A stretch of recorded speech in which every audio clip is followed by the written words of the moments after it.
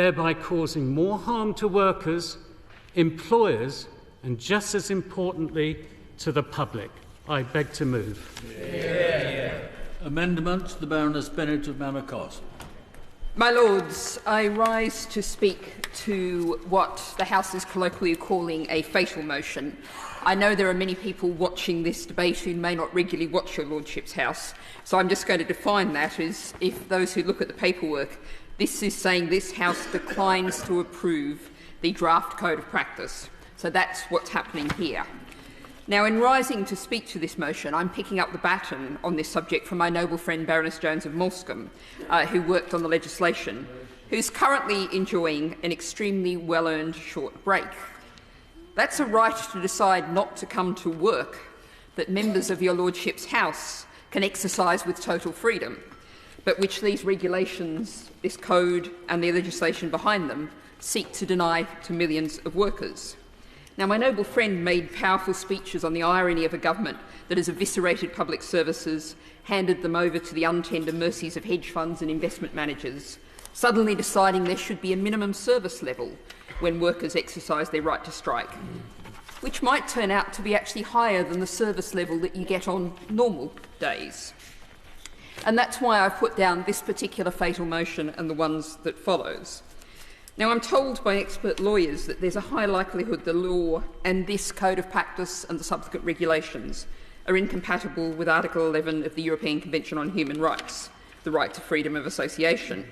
And I note also that your Lordship's House sought to extensively amend the Now Strikes Minimum Services Level Act, showing your concerns.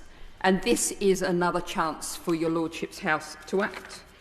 Now, I considered putting down just one fatal motion as a sample for the whole, but I felt that would be inadequate for the range of concerns and the fundamental issues before the House. Now, I think it's important that your Lordships know some of the reaction to this Code of Practice and the subsequent regulations. From the British Medical Association, we strongly call on parliamentarians to oppose the Code of Practice and the MSIs. The Royal College of Nurses, the imposition of the proposed Code of Practice, which underpins the process for the serving of work notices on nursing staff, would mark an alarming abuse of state power. Remember, I am quoting the Royal College of Nurses here. To continue the quote, Parliament must reject the Code of Practice, which seeks to make trade unions responsible for breaking their own strikes. The vote on the adoption of the Code of Practice is a de facto vote on the freedom of working people to withdraw their labour. Now, I quote also, and I'm sure many noble lords have seen the extensive briefing from the TUC, but addressing the points from the noble lord the Minister and why he was saying we shouldn't throw this out because it's already passed. The TUC says significant legal areas remain, meaning that workers and employers will be uncertain where they stand. Now, I would put a direct question to the noble lord the Minister. My understanding is that if your Lordship's House today does not support my fatal motion, then within days or at most weeks, all of this terribly unclear, complicated situation will be in practice. So can perhaps the noble lord the Minister in responding confirm that? Now, there is widespread agreement that these regulations are in breach of international law and UK legal standards, and that they breach the government's own promise to the Commons. I won't go over the same ground as the noble Lord Collins, but as the noble Lord said, Minister Hollingrake promised that no one will face the sack as a result of that, but that's not what this Code of Practice says. Now, I'm fully expecting, I've already had quite a few people questioning whether your Lordship's House can indeed follow a fatal motion. Well, 110 fatal motions have been put forward since 1950, and indeed Labor's front bench successfully defeated the government using this process here in this House in 2012. The Strathclyde Review in 2015, and I'm sure I can see some members of your Lordship's House who are vastly more expert on this than I, but in that report, the Parliament Secretary Cabinet Office, John Penrose, described the Lord's role in rejecting statutory instruments as it does not reject statutory instruments, save in exceptional circumstances. Now, I would suggest if you listen to the BMA, the RCN, the TUC, the legal concerns, what has been expressed by our own Secondary Legislation Scrutiny Committee. And furthermore, if we look to the report of the Joint Committee on Conventions, in that report, the Clerk of the Parliament says, "There is no generally accepted convention restricting the powers of the Lords on secondary legislation," close quote. That report also noted that it has been described as more of a political agreement between Labor and the Conservatives not to block SIs, rather than a constitutional convention, and has not been accepted by the Lib Dems or the crossbenchers. Now, the committee set out examples where it would be appropriate for the Lords to reject statutory instruments, or indeed a code such as this. There are situations in which it is consistent both with the Lords' role in Parliament as a revising chamber and with Parliament's role in relation to delegated legislation for Lords to threaten to defeat an SI. An example they give is when the parent bill was a skeleton bill and the provisions of the SI are of the sort more normally found in primary legislation.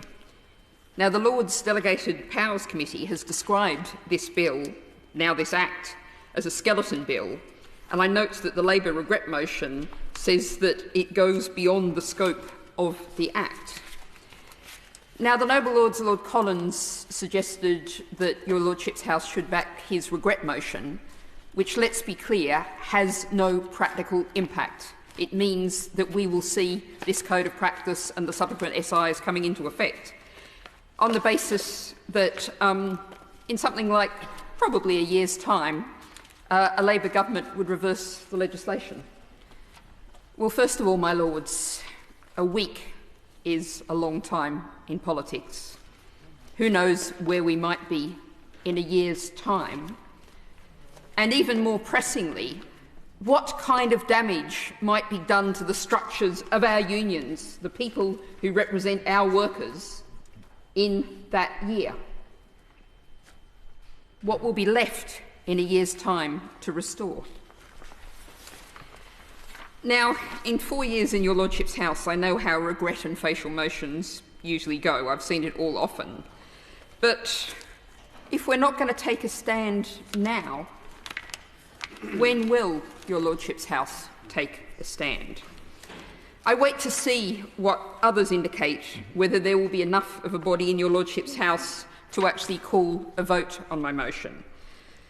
Because I have to act within the limits of the power that is available to me. But I know, like the 5 Tolpuddle martyrs sailing off for 7 years of penal servitude under the obscure and disreputable Unlawful Oaths Act of 1797, that the wheel of history does turn eventually. One of them, George Lovelace, wrote as he was sentenced, "We raise the watchword liberty. We will be free."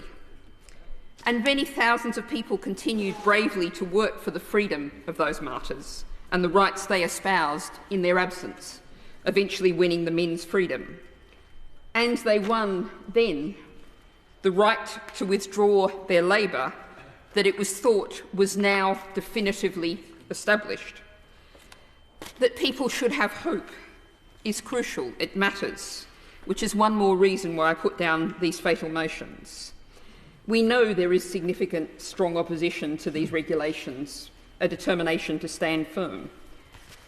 If others will not ensure that there is parliamentary expression of that in the record in Hansard, the Green Party will step